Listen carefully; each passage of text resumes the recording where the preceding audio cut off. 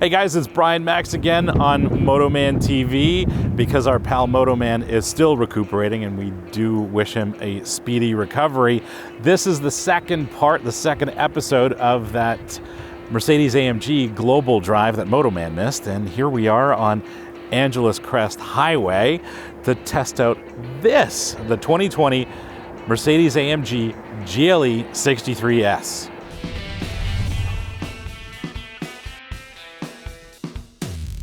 All right, let's try something from a stop. I'm gonna launch this for you guys, and I'm not gonna do a launch control start. Just gonna do a little brake stand. Oh yeah. Oh, okay, that's fierce. That's quick. They say this does 0 to 60 in like 3.7. Following that, I don't doubt it at all. This is exceptionally quick. If there's anything you need to know about these new AMGs, particularly this GLE or the GLS, it has to do with the powertrain and this EQ boost, this integrated starter generator that they've got sandwiched between the transmission and the engine really makes it. Straight off the top, power output is the same as the GLS63. From the 4-liter V8 comes 603 horsepower, and the EQ boost adds 21 horsepower under certain conditions for a total of 624 horsepower. The V8 makes big torque right out of the gate, 627 pounds-feet from 2,500 to 4,500 RPM. More than respectable, but under certain conditions, the EQ boost adds another 184 pounds-feet of torque for a whopping maximum 811 pounds-feet of torque. But that's not all the EQ boost does. It'll power the entire 48-volt electrical system even while the engine is off, and the 48-volt electrical system gives the active anti-roll bars their ability to react quickly, and more on that later. By its nature, the EQ boost also does away with the traditional starter and alternator. And as you know, cars like this have that fuel-saving stop-start function. Well, on restarts, it's nearly imperceptible. I don't know if you can hear, but the transmission shifts up and down the box very quickly. And, especially going down the box, it does rev match a little. And it's not too bad. I thought that the GLS was a little crisper shifting, but maybe I'm a little biased. I'm expecting perhaps a little bit more out of this GLE because it's got the shorter wheelbase. It's easier to point into a turn and certainly a little more sporting in terms of its dynamics. Other than the size and total seats of the GLS and the GLE has one thing that the GLS doesn't, and that's active engine mounts. They run soft for better NVH and comfort mode, but will also firm up to give the GLE the feeling that the powertrain is a touch more responsive. And it is even noticeable in the more sporting drive modes. Now, what makes this visually distinctive as an AMG beyond just the badging? Well, there's a unique grille here that is specific to the GLE63, as well as this lower fascia treatment here in this very large splitter.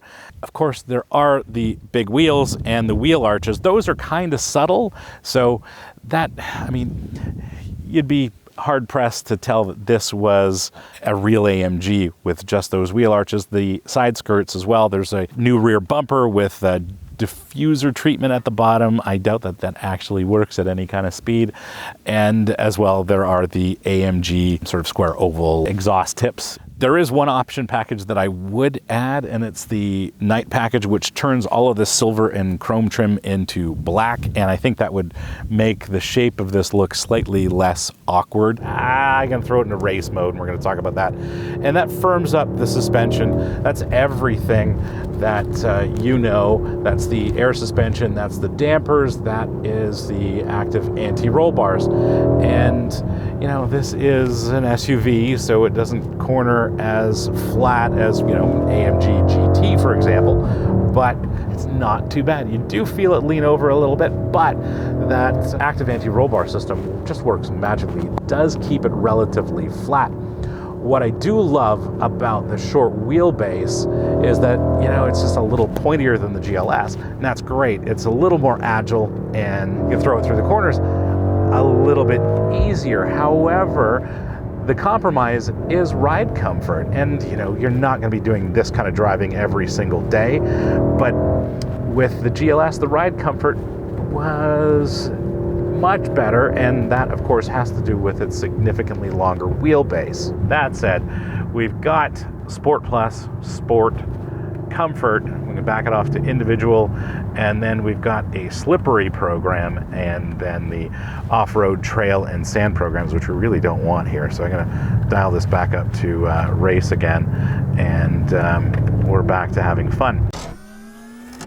Well, my friends, it is that time for the options game. This 2020 Mercedes AMG GLE63S starts at $113,950. The lovely 896 code brilliant blue metallic paint is $720. I'm hoping it's coming through. This is stunning paint. I'm usually not a fan of blue on cars, but this is very cool. Oh, also, just like the GLS episode, the AMG Macchiato Beige Black Exclusive Napa Leather, kind of sounds like something you'd order at Starbucks, is no charge. The High Gloss Gray Linden, I'm guessing that's the wood trim, that's also no charge. Thanks, AMG. Carbon fiber engine cover, and it's like, it's a square foot of carbon fiber with an AMG logo. You know, you might open the hood and show your neighbors once or twice.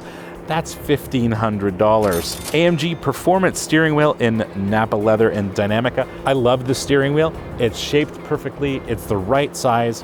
The Alcantara or whatever that stuff is feels great in your hands, and it's actually no charge on this car. These wheels, the 22s, the AMG cross-spoke wheel, an additional $1,250. AMG high performance braking system with red painted brake calipers, no charge. Thank you, AMG. AMG drive unit, not sure what that is. That is also no charge. Rear side airbags, very important if you have a family. And as you can see on the back of this GLE, we've got a family of race drivers in here. That's $420. Panorama power tilt, as it's described here, I'm assuming that means the sunroof, is $1,000. 4-zone climate control, $760. Black Dynamica roof liner, $1,600. Don't know if that's money well spent. That's a pile of money. Heated rear seats, $580. Now into packages, still going. I'm sorry this options game is taking so long. Driver Assistance Package Plus, that's the Active Lane Keep Assist, the Distronic, the Active Cruise, Blind Spot Assist, a whole list of things. I'm not gonna read them for you because that's gonna take another 10 minutes. That is $1,700. It's Warmth and Comfort Package, which is rapid heating function, heated door center panels, heated front armrests, heated center console.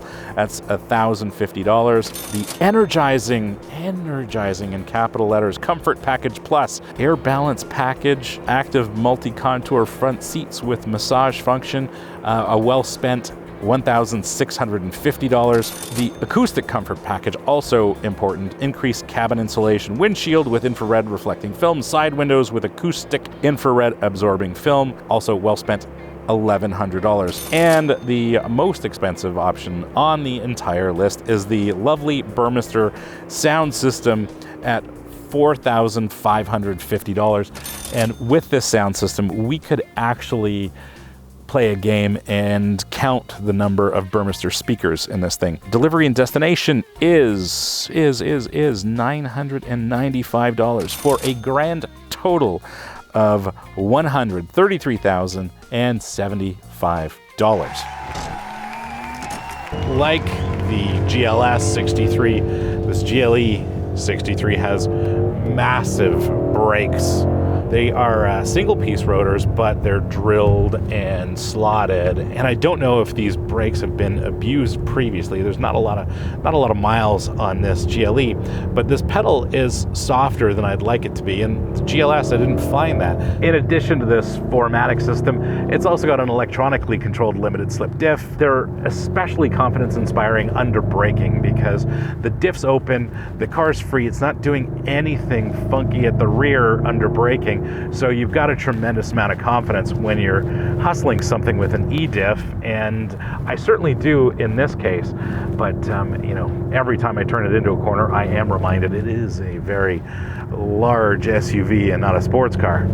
So in terms of ride quality, I have to give mad props to AMG for really dialing in the suspension. The air suspension, the adaptive dampers, and the active anti-roll bars work very well in harmony. And I think the only thing that detracts from overall ride quality in any mode, whether that's comfort or in race like we are now, is the shorter wheelbase of this GLE. And you know, on the freeway, like I was driving earlier, it's just the ride is just a little choppy. And that's something you don't get in the GLS. You guys know how the non-AMG GLE does that bouncy trick with its air suspension? Well, this one doesn't. No bouncy trick, sorry, different system, and this is an AMG. Very serious.